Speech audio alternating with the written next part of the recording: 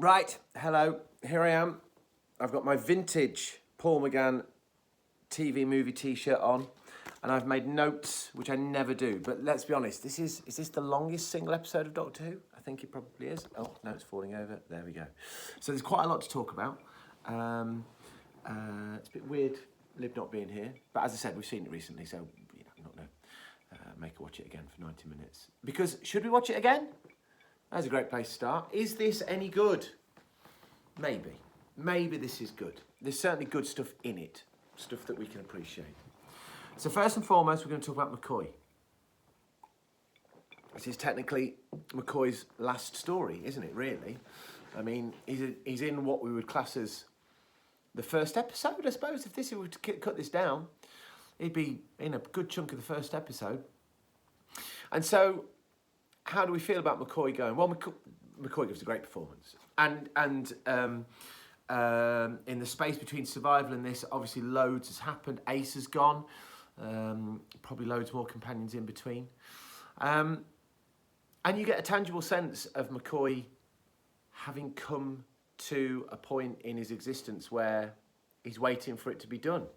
And that is a really poignant thing for the Seventh Doctor, because this Doctor that schemes and plans and is on top of things and is 4 steps ahead is kind of just accepting the fact that the end's going to come. And that is why I find the method that he eventually dies, or more to put, the sequence of events, that's what I said, the sequence of events to which he eventually dies, initially it bothered me. And I'm thinking, the Seventh Doctor wouldn't go like this. He'd go, oh, phone slipping. He'd go in a great big blaze of glory and craziness would happen and this, that and the other. But no. On reflection, I love this being the way that McCoy's Doctor goes, by a sequence of accidents, right? And the reason for that is this, because it's almost like he's played one hand too many. You know what I mean? It's almost like the Seventh Doctor, there's got to be a payoff for the nature of this Doctor. There's got to be something that, the recompense for it, okay? Everything to do with Fenric and all the planning and the scheming. There's got to be a point where he's played his last hand and he's got nothing, no cards left to play, and this is it. I find that actually deeply satisfying. And that sets things up beautifully for the next Doctor, because it's a fresh start, isn't it? In terms of the story of Doctor Who, in this overall story that we've been doing for like flipping however many years now, I actually think that is a beautiful transition from one Doctor to another, okay? So, thank you, Sylvester McCoy. We've already paid our respects. We love you so much. Our planet is a better place for having you on it. Right. However, the first part of this story highlights something that I think is one of the fundamental problems. You see, and this isn't, everybody makes this point. Everybody makes this point. But a TV movie falls between two stools. On one hand, it's trying to relaunch a television programme. On the other hand, it's trying to cater to the audience, the fans, that will be there with it, right? That's your base constituents. You know that you're going to get the fans, so you've got to keep them happy, as long as you do enough, but you've got to relaunch it for a new audience, if this is going to work. And so opening with as much lore as we get here is just such a weird decision. I think that the people making this love Doctor Who. Like, I genuinely get a sense that the people making this care for this programme and wanted to succeed, not just for the cynical reasons that success brings money and whatever else like that, but if you were on Doctor Who, why wouldn't you want it to succeed? I mean, it's just such a glorious thing. So, we get the Master, we get Skaro, we get the Daleks, we get regeneration, we get the TARDIS, we get everything thrown into the mix. Everything thrown into the mix. And it's a lot to take on board. And there are mistakes, man. The Daleks don't sound like Daleks at all, right? Just this opening sequence of images, as you know, abstractly impressive as they are, they don't really hang together to tell a narrative particularly well, in my opinion. Anyway, this is one of the things I think that causes so many problems with this, in so much as, in terms of it being a relaunch of a new programme, okay? I just think there are so many aspects of it that fall flat. Okay. Now, listen, I am not a big student of television, certainly not of modern television. Being a Doctor Who fan means that I've read a lot about other television programmes in the 60s, 70s and things like that. And I seem to know a weird amount about stuff I've never seen and trivia. But when it comes down to the nitty-gritty of making television programmes, the craft, the art of making television programmes, I don't think I'm that canny. I'm good with stories, but not necessarily with television programmes. And there is something about this that seems off to me in relation to Doctor Who. Now, am I being a sort of cultural xenophobe there? Because this is an American TV production, and it feels to me like a very American TV production. There was one moment, the few shows I do know, that felt like a true Twin Peaks transition. It's early on, it's in the daytime, there's a shot of a bridge, the music comes in, it feels pure Twin Peaks. And that's not a bad thing necessarily. But, I don't know, is this very Buffy? Is this before Buffy? This is before Buffy. I don't know. It must be, I don't know, but whatever. There's just something about this that feels to me, a novice in this regard, to be a very American style television programme. And is it just me that doesn't work? It doesn't work for Doctor Who for me. There's just something about it, it doesn't quite click. Now that might well be because overall this story doesn't quite hang. It doesn't quite work. There are some massive things about it that bother me, okay? Like, I'm not one to complain about, like, big red button finishes to stories. I'm generally not. I don't mind. Rusty Davies is guilty of this and it bothers some people, but I don't. But this whole, we open the eye and then we go back in time and that sorts that. And then, I mean, oh, we need this clock, but I'm not sure what we need the clock for. And Grace, who's never even seen a TARDIS, suddenly seems to have some sort of knowledge of transcendental, you know, physics, temporal physics or whatever, and then can fix the TARDIS. There's just so much of this that doesn't feel clever. There's no moment where you go, oh, yeah. And that's something I like about Doctor Who. Even, I mean, this will sound flipping ridiculous. In flipping, as Humph made reference to in the last video that we did, with Sutek coming back in the last Shooty episode, you know, Sutek, it's just the crappiest little pun, isn't it? But my God, I yelped. I yelped twice. I'll yelp again when I see it again. And there's nothing like that. It just feels too just by the numbers, sci-fi action-y fantasy TV. To compound that, I freaking hate the Messiah. He's got almost a literal crown of thorns. I know it's nails, but it screams that. And then you get flipping, Grace and the guy coming back to life. I can't remember his name, and I don't want to say it because it's just going to sound racist if I do. Is it Lee Chang? I think it is. I do apologise if I've offended anybody with that pronunciation or whatever. But that just feels too much for this, and it's not earned. It's not earned. The story doesn't earn moments like that. The story does not earn moments like that. So as a relaunch for a television programme, there's too much that doesn't quite work here. There's too much for the new viewer that just feels by the numbers. I mean, even the Terminator 2-esque stuff, there's quite a lot of that. It just feels a lot of stuff copied from other television programmes, which is a pity. However, the other thing about this is it's trying to cater for the fans as well. So does it work in that regard? Does it work in terms of trying to cater to the fans? Well, almost. I mean, some of the weird, spiky things about it that could bother us, we can explain away, all right? The whole, I'm the Doctor and I can tell what's going to happen in your future. Let's just say that's post-regenerative stuff. Right, if Tennant can grow a new hand, then McGann can see the future a bit. Fine, I'm okay with that. Is it an okay continuation of the Master's story? Probably. I mean, it's a fair scrape. I'm not entirely sure I get the Daleks killing the Master and then the Daleks sending the Master back. I can't work that one out. But just as an idea for the Master, you know, running out of lives, we've already had that sort of thing. Okay, yeah, I'll go with that, you know. I wish it hadn't been the Daleks that gave him the Master's remains. That could, but fine, I'm okay with that. The whole New Year's Eve stuff doesn't quite square with me, but that's more on the other side of things, the real inches stuff.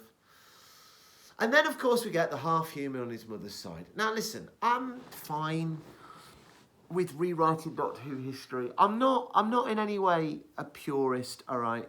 I remember once having an argument with somebody on Twitter where I basically said if it was past, if it went into double letters on season codes, then it wasn't canon. And then I wheeled it back and said, you know, if anything past an unearthly child is not canon. That can be a pain in the arse sometimes.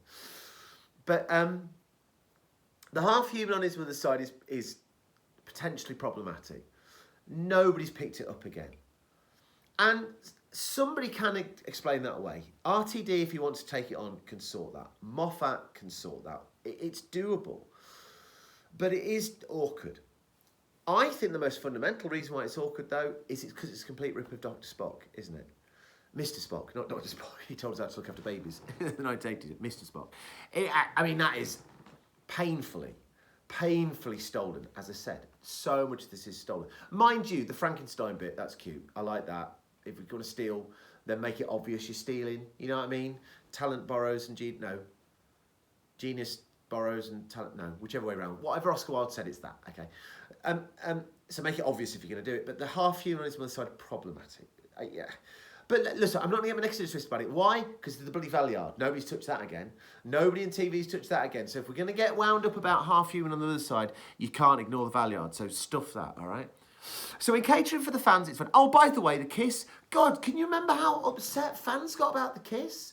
I mean, that kiss now is perfectly... It's one of the most chaste kisses, or, you know, the kiss is, ever in Doctor Who. But it works for me. This is a new Doctor. This is a new lease of life. Ah, yeah. So in terms of catering for the fans, it just about hangs together. It just about works. But what makes it most work is this, okay? McGann. McGann is sublime. It kills me that we didn't get more McGann doing stuff. My TV's gone off and makes me look dark, which is fine, but you know. It kills me we didn't get more McGann stuff. What a flipping hit the ground running performance this was. What an absolute just, right, there's this part, it's the Doctor. I'm going to do it my way. Now, obviously, you know, as the books tell us, he wanted to do it with a shaved head, much like Christopher Eccleston would do it. I presume he wanted to do it in a more sort of, I'm going to say Liverpudlian style. That doesn't make any sense whatsoever. But in so much as he is, I mean, it's a tired old cliche. He's an Edwardian gent. He's an Edwardian adventurer. And I get that straight away. And it's so doctory. Now, a lot of the doctoriness, admittedly, is you know, easy tropes. Fairly lazy tropes. Oh, jelly babies, yeah, whatever. Oh, I'm British, yes, I suppose I am. All that kind of thing. And I think those stand out because we don't have as much McGann as we should have on TV. But don't forget the moments like, oh, these shoes, they fit perfectly. Ah, so doctory from the off. So brilliant. It's just unfortunate that I think a lot of the time is it fair to say a tour de force performance is let down by what's going on around. The whole end bit where I want the Doctor to be bobbing around, being awesome and quick with his lines, this, that and the other, is chained up in a sort of, you know, semi-Messiah type look. I think Eric Roberts has his charms as the Master. I think an American Master against a British Doctor actually has some legs to it. I just think I don't like the whole snake thing, the whole possession thing. It's just a bit crude. The Master never needed tricks like that. Yeah, I mean, there are bits about this that just... do you know, it's okay. I mean, the Master has a... You see, I'm thinking of the bit when he wakes up with the lady in the bed and there's a misunderstanding and then he kills her. But then again, John Sim, you know, wanders into that territory and stuff like that. Yeah, it's a bit blunt as a performance, but fine. I think it stands up. Grace is brilliant. You know, Grace is a companion in all but name. She doesn't get listed, which is a shame. But I do think that she's got legs. It would have worked, her being in the TARDIS. It would have been a nice sort of strong female character, I think, as, you know, companions by this point have got to be. You're not messing about anymore. We're not just having screamers. We've got to have, you know, people who can make their mark independently of the Doctor. But McGann's just great. McGann is just great, and it's just a crying shame there's not more of him in this. So, to sum up, what can we say about the TV movie? Is it any good? Yeah, it's all right. I think 90 minutes is too long for an episode of Doctor Who. I think that it dwells too much in. It falls between two stools, as I've said, and that's a problem. I think that there's too much. I think that the script, the plot, isn't up to scratch, and there are just too much just bobbing about for the MacGuffin-y. Oh, we need this bit of a clock. Oh, we need this. Oh, the eye's open. Oh, the eye's closed. There's not a through line of thought to it, which you get in the best Doctor Who stories. There's not a consistency of message and things like that. And, you know, 90 minutes to play with. You know, in a film, you can make that work. But this is a TV movie, and TV is a different medium to film. But hey, there we go. So there we go. The TV movie is done.